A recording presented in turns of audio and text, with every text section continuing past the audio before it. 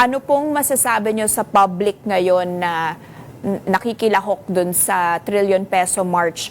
Where are the big fish? Are we going to be seeing people behind bars? How active are you in pursuing this? What's the timeline here? Yes, alam naman natin may proseso talaga lahat yung ginagawa. Well, unang-una, nire-respeto natin yung kanilang pagpapahayag ng kanilang saloobin.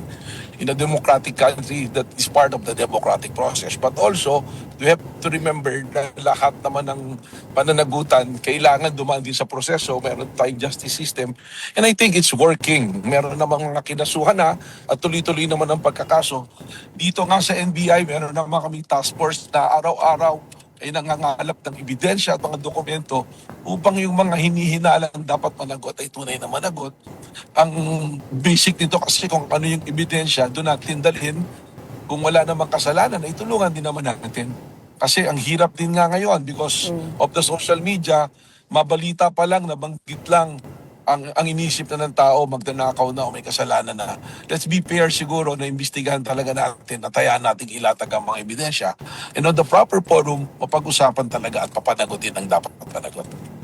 Yung kinakatakutan po ng public is dahil napaka-politically sensitive ng mga cases na ito, medyo mahirap to get these people in jail to really, especially since we're looking at 2028 national elections. That's just 2 years in the offing. There's a lot at stake there.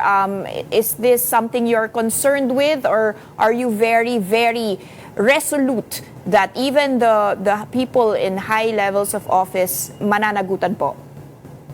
Well, naniniwala tayo sa proseso, no? It's cause for concern, pero yung proseso, sana pagtiwalaan natin. Nakita na naman natin ito mga nakarang araw, ang ating Office of the Ombudsman, may mga kinasuhan na.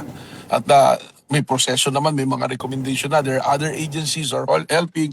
Even the Senate, the Blue Ribbon is helping. So, pagsasama-samahin natin yan, it will collaborate to come out with the resolution so that yung tiwala ng tao bumalik talaga sa ating gobyerno.